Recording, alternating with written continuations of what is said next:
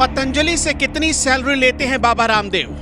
आपकी बाबा रामदेव से जो मित्रता है, जो घनिष्ठता है और जो आप दोनों एक दूसरे का सम्मान करते हैं, जैसे आप लोग बिजनेस पार्टनर भी हैं, हमने देखा कई बार बिजनेस पार्टनर जो है आपस में किसी इशू पे विवाद भी हो जाता है, नोकझोंक भी हो जाता है, कभी ऐसा हुआ? आचार्य बालकृष्ण को क्यों गुस्सा आता है?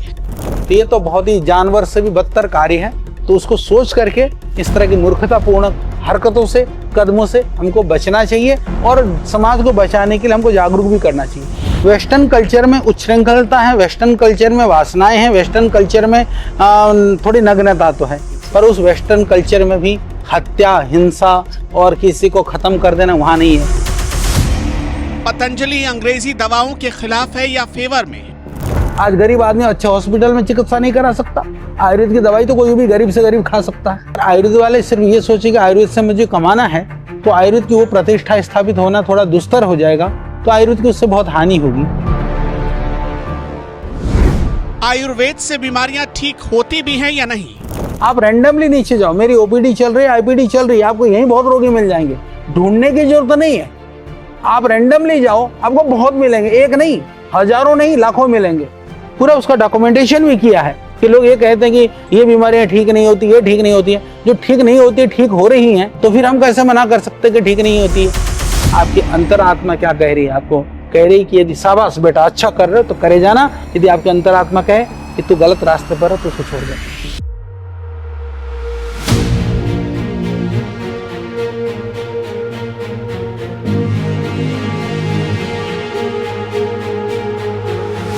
कुछ ऐसे ही कड़े सवाल हमने सीधे आचार्य बालकृष्ण जी से पूछा। आचार्य बालकृष्ण के बारे में बहुत से लोग जानते हैं और जो नहीं जानते उनको हम कुछ जानकारी देना चाहते हैं। आचार्य बालकृष्ण को पतंजलि का शिल्पकार माना जाता है, जिन्होंने मानव कल्याण के लिए प्राचीन ज्ञान को पुनर्जीवित किया। पतंजलि दिव्य योग मंदिर, पतंजलि योग पीठ, पतंजलि रिसर्च फाउंडेशन के सह संस्थापक और पतंजलि ग्रामोद्योग के सह संस्थापक हैं आचार्य बालकृष्ण। पतंजलि फूड्स के अध्यक्ष और आयुर्वेद के भी सह संस्थापक हैं आचार्य बालकृष्ण। पतंजलि विश्वविद्यालय के कुलपति आचार्य कुलम के अध्यक्ष भी हैं। उन्हें बचपन से ही पौधों से खास लगाव रहा, जिससे बड़े होकर वो आचार्य और हर्बल एक्सपर्ट बने।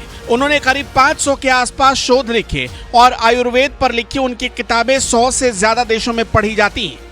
आचार्य बालकृष्ण जी जिस पतंजलि को लीड कर रहे हैं, उसकी कुल संपत्ति करीब 3.2 बिलियन अमेरिकी डॉलर से ज्यादा है। सोच कर देखिए, पाकिस्तान को वर्ल्ड बैंक ने जितना लोन दिया, उससे भी करीब 2 गुना संपत्ति का मालिक भारत का वैभव यानी कि पतंजलि है। हर दिन करीब 15 घंटे काम, यही है आचार्य बालकृष्ण की पहचान, क्योंकि वो चाहते हैं योग और आयुर्वेद को पूरी दुनिया अपनाए। आचार्य बालकृष्ण जी की माता का नाम सुमित्रा देवी और पिता का नाम जयवल्लभ था। उन्होंने अपनी प्रारंभिक शिक्षा गुरुकुल कलवा में आचार्य श्री बलदेव जी के मार्गदर्शन में पूरी की और आज आध्यात्मिक परंपरा और आयुर्वेद के महान संत हैं। हमने उनसे गुरुकुल परंपरा पर भी बहुत सारे सवाल किए। हमने उनसे मार्केटिंग से जुड़े स्किल्स पर भी सवाल पूछे। हर सवाल का क्या जवाब मिला, आप खुद इस पूरे इंटरव्यू में सुनिए। नमस्कार साथियों, आप एनएमएफ न्यूज देख रहे हैं। आपके साथ मैं हूं अनुपम प्रसून और मेरे साथ मेरे सहयोगी सपना मौजूद हैं। और इस वक्त हमारी मौजूदगी है पतंजलि योग पीठ में, जो भारत का वैभव है, भारत का गौरव है। और हमारे साथ मौजूद हैं पतंजलि के सह संस्थापक आचार्य बालकृष्ण जी। बहुत बहुत स्वागत है आचार्य जी आपका। सबसे पहले तो ये बताइए, आप कैसे हैं? आप भारत में बहुत आनंद में हैं, सब प्रभु की कृपा है। आप इतना बड़ा अभियान चला रहे हैं भारत में, आपने योग को एक नई पहचान दी, दुनिया अब इसे पहचानने लगी है। आप इतने बड़े संस्थान के एक तरीके से सीईओ, डायरेक्टर, सब कुछ आप हैं, जो बड़े बड़े आईआईटी, जो बड़े बड़े आईआईएम से पढ़ने वाले लोग नहीं कर पाए, वो आपने किया एक आचार्य होकर। ये सब कैसे हुआ? परमात्मा की कृपा और निरंतर पुरुषार्थ, मैं ऐसा मानता हूँ। ये जो हम कर रहे हैं, ये हमारी सनातन की या शास्त्रों की शक्ति है। क्योंकि यदि हम जो हमारी परंपराएं हैं, शास्त्र मर्यादाएं हैं, हमने उसी का आलंबन लिया, उसी के आधार पर हमने जीवन को जिया और उसी से ही यह जो कुछ दिख रहा है उसका एक परिणाम मात्र है। शास्त्रों में बहुत शक्ति है, संस्कृति में, परंपराओं में, मूल्यों में, उसमें रह करके भी कुछ किया जा सकता है, उसका उदाहरण पतंजलि है। अभी ये बड़ा अद्भुत संयोग है कि हम जून महीने में आपसे बातचीत कर रहे हैं और अब से कुछ दिनों बाद जी। अंतर्राष्ट्रीय योग दिवस हम मनाने जा रहे हैं। तो आप जब ये ऐलान हुआ था तब फिर कैसा लगा आपको? आपने तो इसके लिए इंटरनेशनल योगा डे के लिए जहां हमारे माननीय प्रधानमंत्री जी का बड़ा योगदान है, बहुत बड़ी सोच और दृष्टि है उनकी, उन्होंने उसको वैश्विक प्लेटफॉर्म पर यूएनओ के माध्यम से पहुंचाने का काम किया। और हम लोगों ने श्रद्धेय स्वामी जी ने विशेष करके जो पिछले 3 दशकों से दुनिया के कोने कोने में उस योग को पहुंचाने का जो पुरुषार्थ किया था, उस पुरुषार्थ को एक तरह से मान्यता दिलाने का काम प्रधानमंत्री के हाथों से हुआ, क्योंकि वो भी संस्कृति और सनातन के प्रति निष्ठा रखने वाले, और हम कहें कि वो सनातन के गौरव हैं। राष्ट्र ऋषि के रूप में हम लोग उनको, पतंजलि ने पहली बार उनको राष्ट्र ऋषि के रूप में सम्मानित किया और राष्ट्र ऋषि के नाम से संबोधित किया माननीय मोदी जी को। तो उससे या योग की जो व्यापकता है और स्वीकार्यता, जो छुप करके योग करते थे या योग करने में जो हिचकिचाते थे, उन लोगों के लिए भी जो है एक अच्छा वो बन गया, जैसे कहें कि एक अच्छा मौका मिल गया और वो हिचकिचाहट खत्म हो गई और उस स्वीकार्यता को मानना पड़ा, और जो अस्वीकार कर रहे थे उनको भी अब स्वीकार करना पड़ा। तो ये अच्छी बात है और उसके माध्यम से पूरे विश्व में एक चेतना का काम हो रहा है इंटरनेशनल योगा डे के माध्यम से, और हमारे लिए तो बहुत गौरव की बात है। आचार्य जी, सबसे पहले तो मेरा प्रणाम आप स्वीकार करें। और जब योग की बात चल ही रही है तो आपसे ये सवाल करना तो बनता है कि देश के प्रधानमंत्री नरेंद्र मोदी जी आज जो है ना सिर्फ योग बल्कि आयुर्वेद को भी अंतर्राष्ट्रीय मंचों पर जो है बढ़ चढ़कर बताते हैं।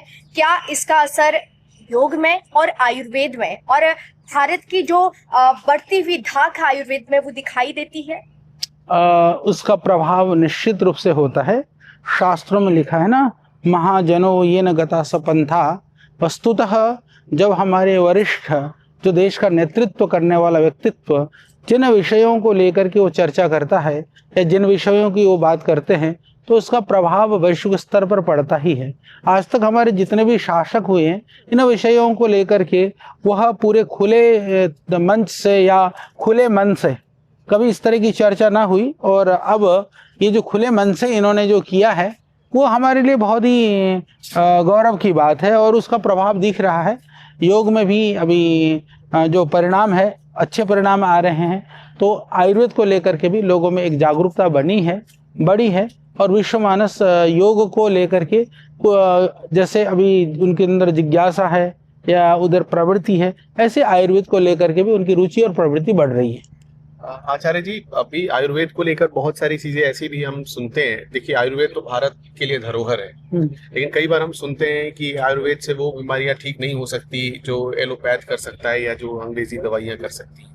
मैं एक्चुअल में आपसे समझना चाहता हूँ कि आयुर्वेद कर क्या सकता है? क्या वो काम ठीक वही काम कर सकता है जो अंग्रेजी दवाइयां कर सकती है, उससे ज्यादा कर सकता है? ऐसा देखो, मैं अभी उसके ऊपर कुछ काम कर रहा हूँ, रिसर्च कर रहा हूँ। आज सुबह भी मैं काम करके ही आया हूँ, सुबह कुछ लिख रहा था।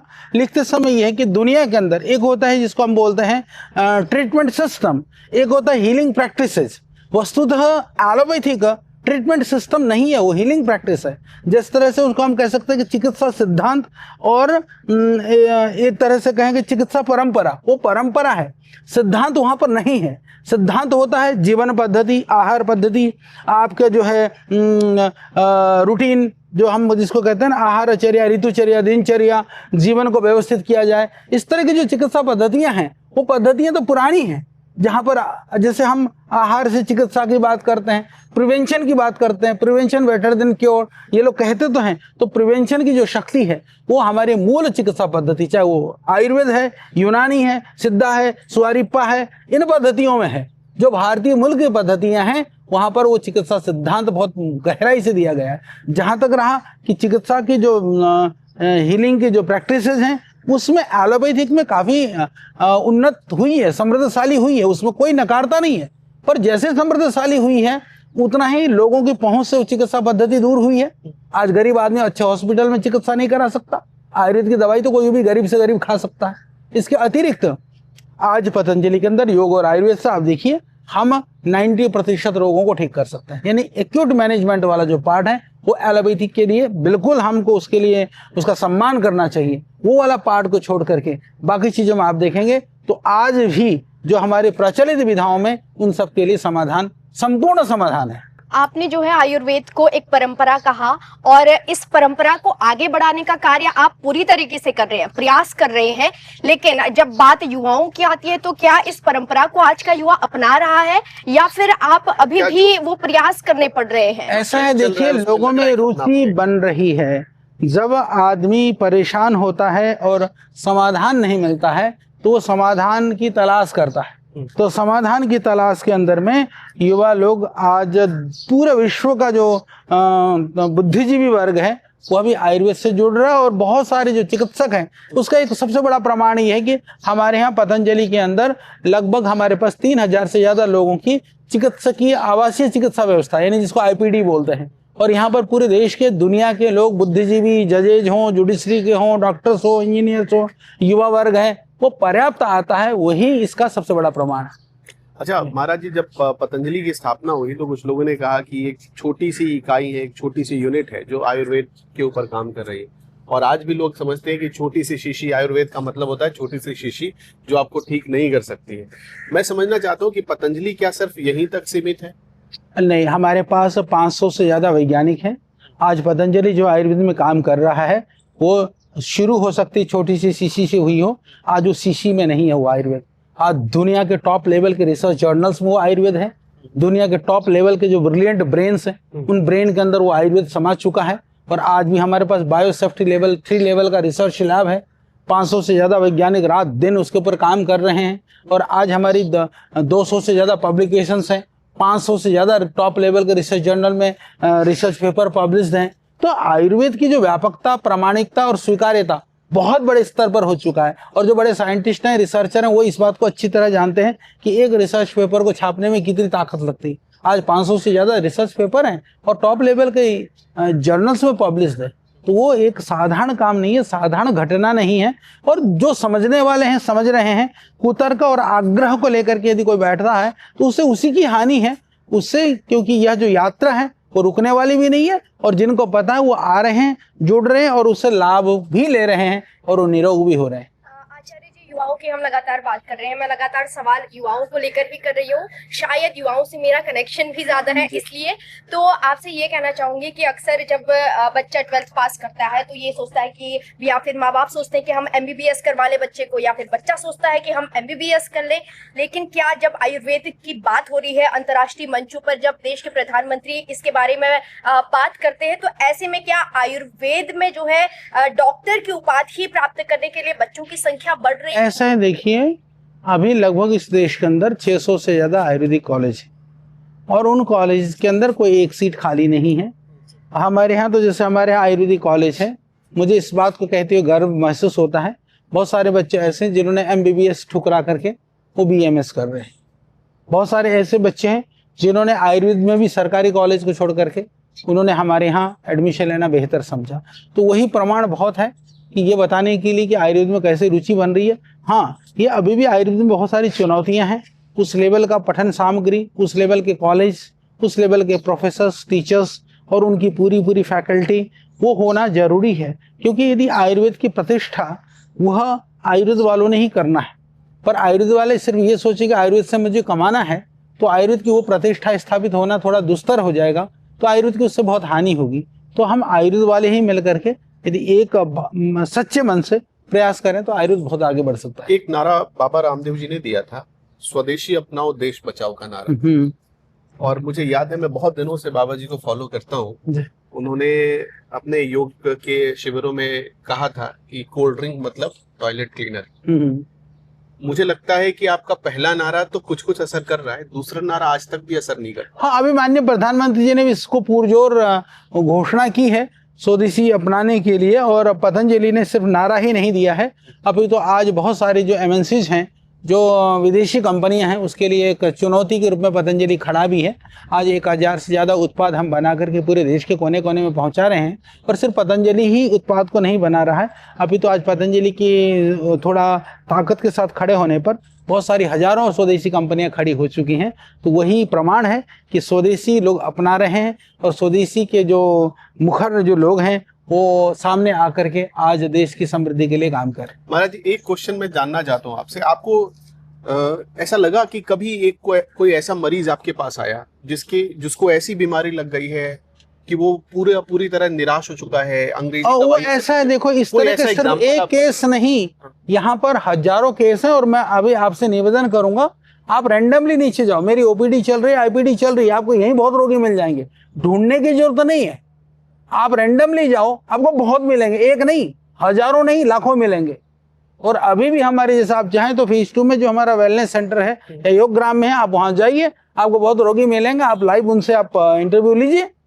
तो कोई ऐसा नहीं है। और हमारे पास मैंने पूरा उसका डॉक्यूमेंटेशन भी किया है कि लोग ये कहते हैं कि ये बीमारियां ठीक नहीं होती, ये ठीक नहीं होती है। जो ठीक नहीं होती है ठीक हो रही हैं, तो फिर हम कैसे मना कर सकते कि ठीक नहीं होती है। आचार्य जी, आपने अभी कहा कि स्वदेशी अपनाओ, ये बात अक्सर जो है बड़े बड़े नेता, राजनेता भी कहते हैं और आयुर्वेद भी कहता है, लेकिन एक देश का एक बड़ा आबादी वाला हिस्सा आज भी स्वदेशी नहीं अपना रहा है। तो ऐसे में उन लोगों को आप क्या कहेंगे? उसमें हम सबका कर्तव्य है, क्योंकि देखिए वो नहीं अपना रहे हैं। तो मैं ऐसा मानता हूं कि कहीं ना कहीं हमारे देश के अंदर जो जागरूकता होनी चाहिए, जो अवेयरनेस होना चाहिए, या जिन लोगों के जिम्मे में वो सारी चीजें हैं। यदि मैं कहता हूं कि यदि बच्चा अनपढ़ रह गया, बच्चे का दोष कम, माँ बाप का ज्यादा है, क्योंकि हमने उसको पढ़ाने का प्रयास नहीं किया। यदि राष्ट्रवाद को, राष्ट्रभक्ति को, स्वदेशी को हम जन जन तक नहीं पहुंचा पाए, तो कहीं ना कहीं जो हमारे अलग अलग व्यवस्थाओं में बैठे हुए जो शीर्ष लोग हैं उनका दोष है। क्योंकि वो तो राष्ट्रवाद और राष्ट्रभक्ति और स्वदेशी किसी कंपनी, किसी संस्था, किसी पार्टी का काम नहीं है। वो देश के अवाम के हर व्यक्ति के अंतर आत्मा की आवाज होनी चाहिए। जब देश प्रेम होगा तो स्वदेशी का भाव अपने आप जगेगा। तो उस देश प्रेम की भावनाओं को जगाने की जरूरत है। अच्छा, हमने सुना कि आप डिजिटल बैंकिंग के सेक्टर में भी जा रहे हैं, पतंजलि जा रहा है। नहीं, हम लोग कर रहे हैं हर क्षेत्र में। हम लोग आईटी के क्षेत्र में बहुत अच्छा कर रहे हैं, और विशेष करके हम लोग विशेष करके जो रूरल एरियाज में जो छोटे छोटे हमारे जो एंटरप्रेन्योर्स हैं या छोटे छोटे स्टोर हैं, चिकित्सालय हैं, उनको हम फाइनेंस सपोर्ट करवा रहे हैं, सिडबी के माध्यम से करवा रहे हैं, बाकी बैंकिंग के माध्यम से करा रहे हैं। जो आईटी सपोर्ट है पूरा हमारा है। और इतना ही नहीं, अभी हम लोग आईटी के क्षेत्र के साथ साथ में जो डिजिटल जो पूरा मार्केटिंग सपोर्ट वाली जो ट्रेनिंग है NRLM के माध्यम से, जो SAGs हैं उनको भी हम ट्रेनिंग देने का बड़ा काम कर रहे हैं। एग्रीकल्चर और नॉन एग्रीकल्चर सेक्टर में भी हम बड़े लेवल पर काम कर रहे हैं। तो ये सब भिन्न भिन्न क्षेत्रों में अलग अलग तरह से हम लोग काम कर रहे हैं। अच्छा, आप ऑर्गेनिक खेती और जैविक खेती को भी, उसके ऊपर भी आपने बहुत सारे रिसर्च किए और उस पर भी काम किया, तो इसके बारे में बताएंगे, क्या फ्यूचर है इसका भारत? हाँ, देखिए, जब माननीय प्रधानमंत्री जी ने प्रयास किया था फार्मर्स इनकम डबल करने की या डिजिटल एग्रीकल्चर की, तो सबसे बड़े पहल पतंजलि ने उसके ऊपर काम किया। मुझे कहते हुए गर्व है। और हम लोगों ने डिजिटल एग्रीकल्चर का पूरा मॉडल बनाया, और हमने ऑर्गेनिक फार्मर ट्रेनिंग प्रोग्राम्स के मॉड्यूल्स बनाए, और हमने 19 स्टेट के अंदर लाखों फार्मर्स को ट्रेनिंग दी। फार्मर ट्रेनिंग दे करके हम लोगों ने प्रॉपर डॉक्यूमेंटेशन, डेटा हमारे सब अभी अवेलेबल है, आपको मिल सकता है, कि हमने ये दिखाया कि जैविक खेती घाटे का सौदा नहीं है, जैविक खेती लाभ का सौदा है। ये भी हमने सिद्ध करके दिखाया है। तो उस कार्य को व्यापकता के साथ लोगों तक, अभी आम जनता तक इतनी नॉलेज में नहीं पहुंची है, पर मेरी पूरी साइंटिस्टों की टीम काम कर रही है। अलग अलग बहुत सारे स्टेट में हम लोग काम कर रहे हैं। महाराज जी, आप बोलते हैं तो लोग सुनते हैं, आपकी बात मानते भी हैं। मैं एक चीज जो अभी समाज में चल रहा है उससे थोड़ा उस पर आपकी राय लेना चाहूँगा। अभी आपने देखा होगा, इंदौर से एक केस आया जहाँ एक पत्नी ने पति की हत्या कर दी। इसी तरह से केस आया मेरठ से, इसी तरह से केस आया नासिक से। समाज में जो परिवर्तन हो रहा है, इसके बारे में क्या है? इसका ये बहुत ही दुर्भाग्यपूर्ण है जब हम मनुष्य यथार्थता से परे स्वप्न के दुनिया में भ्रमण करने लगता है, तो इस तरह की कुत्सित घटनाएं घटित होती हैं। तो उन सब से, सभी युवाओं से, युवतियों से मेरी ये प्रार्थना है, एक तो बहुत ज्यादा भावुकता, कामुकता, और ये सोशल मीडिया, डिजिटल मीडिया, ये जो वासनात्मक दुनिया है, जो कृत्रिम दुनिया है, उस कृत्रिम दुनिया से बाहर निकल करके अपने दिमाग और बुद्धि से सोचने का प्रयास करें। और शादी विवाह जैसी जो पवित्र बंधन है और पवित्र चीजें रही हैं, तुम जब विश्वास हो तुम निभा सकते हो तो ही तुम्हारा अधिकार है, चाहे तुम लड़का हो चाहे लड़की हो। यदि तुमको लगता है कि तुम नहीं निभा सकते हो, तुमको शादी नहीं करनी चाहिए। ऐसे ही घूमो, किसी की जिंदगी को बर्बाद ना करो, किसी के घर को ना उजाड़ो। ये कोई मानवीय संवेदना या मानवीय सभ्यता नहीं है, ये मानवीय संस्कृति भी नहीं है, ये मानवता भी नहीं है। तो इसीलिए हम कम से कम धर्म, संस्कृति, परंपरा, मूल्यों की बात करते हैं। मानवीय जो संवेदना, जो मिनिमम जो एक दो पैरों में चलने वालों से अपेक्षा की जा सकती है, इतना तो जीने लायक हम सबको बनना चाहिए। और कम से कम एक व्यक्ति के तुम्हारी धूर्तता से, तुम्हारी मूर्खता से तुम्हारा कुल, वंश, खानदान, तुम्हारे माँ बाप तक कलंकित होते हैं और आने वाली पीढ़ियां दुख पाती हैं, दूसरा परिवार उजड़ता है, तो ये तो बहुत ही जानवर से भी बदतर कार्य है। तो उसको सोच करके इस तरह की मूर्खतापूर्ण हरकतों से, कदमों से हमको बचना चाहिए और समाज को बचाने के लिए हमको जागरूक भी करना चाहिए। आचार्य जी, इस बारे में, इस मुद्दे पे जब बात चल ही रही है तो हम देखते हैं कि आज के समय में लोग वेस्टर्न कल्चर को अपना रहे हैं। शायद जब हम स्कूल जाते हैं, बच्चा स्कूल जाता है तो वहां पे भी उसको वेस्टर्न कल्चर ही मिलता है, उसी पद्धति से उसकी पढ़ाई लिखाई और उसका जो लालन पोषण है उसी तरीके से हो रहा है। लेकिन आपको क्या लगता है कि इन चीजों ये वेस्टर्न कल्चर भी नहीं है। देखिए, मैं आपको थोड़ा सा बता दूं, वेस्टर्न कल्चर में उच्छृंखलता है, वेस्टर्न कल्चर में वासनाएं हैं, वेस्टर्न कल्चर में थोड़ी नग्नता तो है, पर उस वेस्टर्न कल्चर में भी हत्या, हिंसा और किसी को खत्म कर देना वहां नहीं है। वहां रहते हो चाहे नंग धड़ंग, वहां पर भी ऑनेस्टी है, बहुत है। एक पत्नी व्रत, एक पति व्रत बहुत है, वहां पर भी निभाने वाले भी बहुत है। हम वेस्टर्न कल्चर के नाम पर उनकी गंदगी को ही क्यों अपनाते हैं, या उनकी गंदगी से हम क्यों तुलना करते हैं? ये भी अपने आप को बचाने का रास्ता की तो वेस्टर्न कल्चर से। अरे वेस्टर्न कल्चर को कोई उन्होंने तो लाकर नहीं डाला ना, हम तो अपने घर परिवार, हम संस्कारित कर लें अपने परिवार को, हम संस्कारित करें अपने बच्चों को। किसने मना किया? क्या गुरुकुल पद्धति? बिल्कुल, गुरुकुल पद्धति बहुत एक बेहतरीन समाधान है। इसीलिए अभी हम भारतीय शिक्षा बोर्ड के माध्यम से, माननीय प्रधानमंत्री जी के प्रयास से, उन्होंने 7-8 साल उन्होंने बहुत प्रयास किया, तो भारतीय शिक्षा बोर्ड के रूप में अब एक नया शिक्षा बोर्ड जो भारतीय सनातन संस्कृति और संस्कारों पर आधारित एक एडवांस आधुनिक शिक्षा का एक स्वरूप बन चुका है, काम चल रहा है। और इस बार लगभग वो पाठ्यक्रम वगैरह सब कुछ हो चुका है। 400-500 से ज्यादा स्कूल को भी हम संबद्धता दे चुके हैं।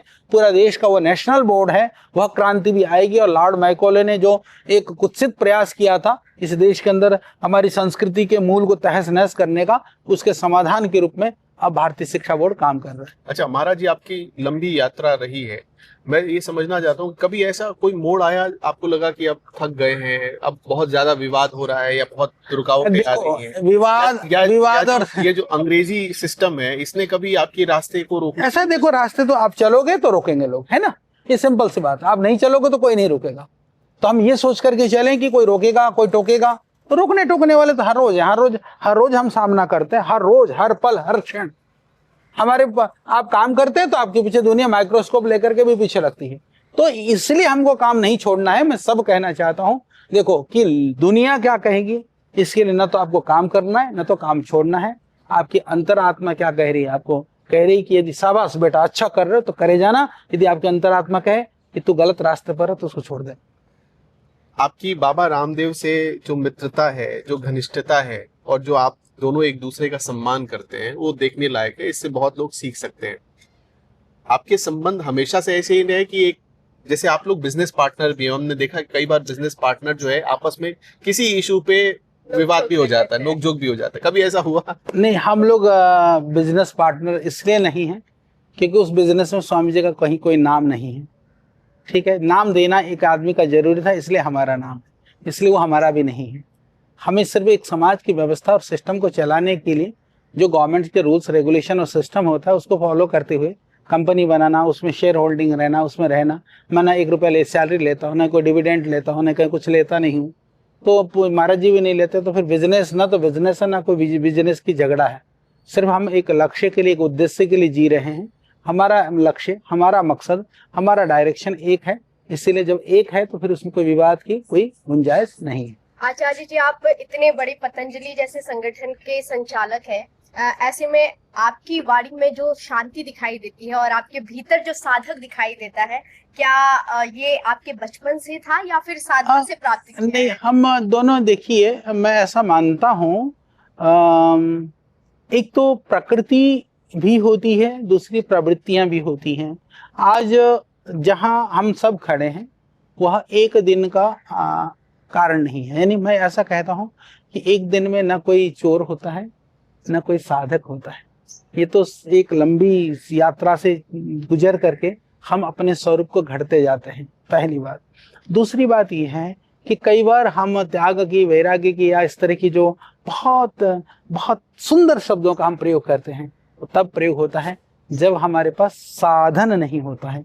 जब आपके पास साधन भी हो और पर उस समय पर आप उस साधन को सिर्फ उन त्याग और वैराग्य के साथ ही उसको देखें, ये थोड़ा सा जटिल जरूर होता है। दुनिया में लोग हमको कहते भी है कई बार कि बोले आपके पास तो बहुत कुछ है। हमको लगता है हमारे पास तो पहले भी था और अभी भी है, जो था पहले था वो आज भी है, जो पहले नहीं था आज भी नहीं। आपको गुस्सा आता है? आप जैसे बोलते हैं, मैं बहुत दिनों से आपको लगता है कि आपको गुस्सा आता है। नहीं, मैं देखो ऐसा एक बात है, एक होता है क्रोध, एक होता है मन्यु। मैं ये तो नहीं कहूंगा कि मेरे को क्रोध में आदमी क्या करता है, क्रोध में आदमी तोड़फोड़ मचाता है, कोई ना कोई ऐसा हरकत करता है कि जो बाद में जाकर के पछताता है। वो वाला तो भगवान की दया से बचे हुए हैं। मन्यु तो इसलिए भी करना पड़ता है, इसलिए भी आता है, सुबह से शाम तक एडमिनिस्ट्रेशन चलाना है। यदि थोड़ा सा नहीं सुनाए तो मैं आपा खो करके नहीं सुनाता हूँ, आपे में रह करके सुनाता हूँ, इतना तो करना पड़ता क्या आपको लगता है कि क्रोध करके जो है खुद को शांत किया जा सकता है? है। नहीं, नहीं। क्रोध करके शांत नहीं हो सकता। क्रोध करके तो कुछ नई अशांति और पैदा हो जाती है। पहले वाला तो ठीक होना नहीं, नया और पैदा हो जाएगा। बहुत बहुत शुक्रिया ठीक है आपका हमारे साथ जुड़ने के लिए। हमें बहुत सारा ठीक है आशीर्वाद भाई। मिला। अब आपको और आपकी पूरी टीम को, NMF की जो न्यूज़। पूरी टीम है न्यूज़ के लिए, मेरी बहुत शुभकामनाएं। धन्यवाद। ठीक है, प्रणाम।